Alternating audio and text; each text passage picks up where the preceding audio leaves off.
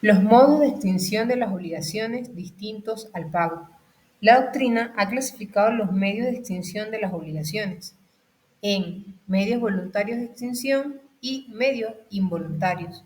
Los medios voluntarios de extinción dependen de la voluntad de las partes, mientras que los medios involuntarios son independientes de la común voluntad de las partes. A su vez, existe una subclasificación de los medios voluntarios de extinción.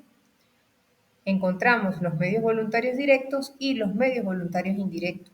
El medio voluntario directo es el cumplimiento de la obligación por medio del pago, mientras que el medio voluntario indirecto es el acuerdo entre las partes para extinguir la obligación. Puede ser por medio de la dación en pago, la remisión, el mutuo disenso, la novación o la delegación. En cuanto a los medios involuntarios, son hechos que natural o legalmente extinguen la obligación, ya sea por medio de la compensación, la confusión, la causa extraña no imputable o la prescripción extintiva. La novación consiste en reemplazar una obligación existente por una nueva obligación. El artículo 1314 del Código Civil establece tres supuestos: la novación por cambio de acreedor, la novación por cambio de deudor y la novación por cambio de obligación. En la novación por cambio de acreedor, el deudor se ve liberado frente a su antiguo acreedor y además el deudor asume una nueva obligación frente al nuevo acreedor. En la novación por cambio de deudor, el acreedor da su consentimiento para tener otro deudor que se obliga frente a él y a su vez para liberar al deudor original de la obligación. En la novación por cambio de obligación, tiene lugar cuando entre las mismas partes surge una nueva obligación. Hay que tener en cuenta que puede ser cambio de objeto, de causa o de las modalidades, y además implica un elemento nuevo que sustituya al antiguo. Los requisitos de la novación. La novación, para ser jurídicamente válida, debe cumplir ciertos requisitos en cuanto a las partes mismas y en cuanto al vínculo obligacional. En primer lugar, los requisitos referentes a las partes. La capacidad. Las partes deben ser jurídicamente capaces, debido a que la novación tiene su fuente en un contrato.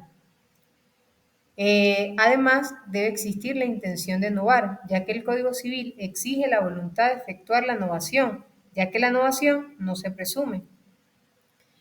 En cuanto a los efectos de la novación, el primer efecto es creador, ya que crea una nueva obligación. Se establece una nueva relación de derecho, independiente y separada de la primera. En cuanto al efecto extintivo, la novación extingue la obligación primitiva y encontramos la desaparición de todos los objetos accesorios de la obligación. La remisión de la deuda es un acto convencional por el cual un acreedor libera a su deudor del cumplimiento parcial o total de la obligación. Es esencial el consentimiento libre, esclarecido y consciente de las dos partes. No puede ir contra normas que esté interesado el orden público y además las partes deben ser capaces de celebrar negocios jurídicos. Las clases de remisión. En primer lugar, según su forma y en segundo lugar, según el fin perseguido por las partes. Según su forma encontramos la remisión expresa, la cual es la manifestación de voluntad del acreedor, ya sea verbal o escrita, y encontramos la remisión tácita, en la cual el acreedor manifiesta de una manera equivocada su intención de liberar al deudor de su obligación. La segunda forma es según el fin perseguido por las partes. La remisión de la deuda es un negocio a título gratuito. Además, constituye una donación y debe cumplir todos los requisitos de fondo de las donaciones. Requisitos de la remisión. El acreedor debe tener capacidad jurídica para disponer y el deudor debe tener capacidad jurídica para recibir a título gratuito. Los efectos de la remisión de la deuda. Extinguir total o parcialmente la obligación entre el deudor y el acreedor.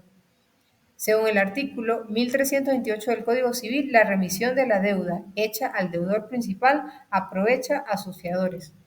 La compensación es una forma de extinción de las obligaciones y se presenta cuando dos personas tienen deudas recíprocas. La compensación permite cancelar ambas deudas. Para que la compensación sea válida, las deudas deben ser ciertas, líquidas y exigibles. En cuanto a las formas, encontramos la compensación legal y la compensación convencional.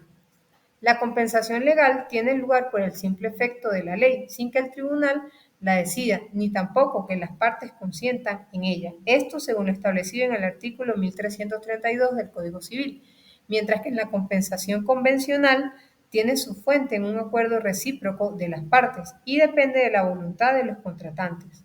Los requisitos de la compensación: de existir la identidad de objeto, la liquidez de las obligaciones y la exigibilidad de las obligaciones. Los efectos de la compensación legal. Doble pago. La compensación da lugar a la extinción de dos obligaciones, con los mismos efectos secundarios que un pago ordinario. El pago impuesto tiene lugar de pleno derecho, sin necesidad del consentimiento de las partes para su realización.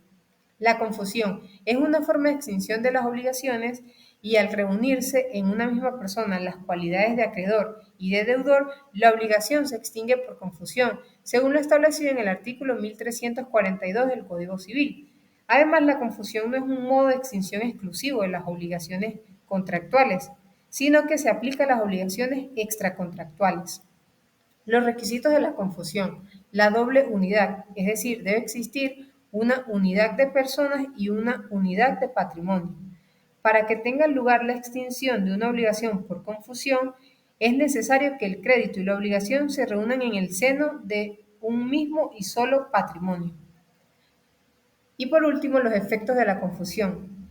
La confusión extingue la obligación total o parcialmente, según lo establecido en el artículo 1343 del Código Civil, y tiene un efecto extintivo, el cual puede ser temporal en ciertos casos. Por ejemplo, cuando la transmisión de la obligación es anulada o resuelta.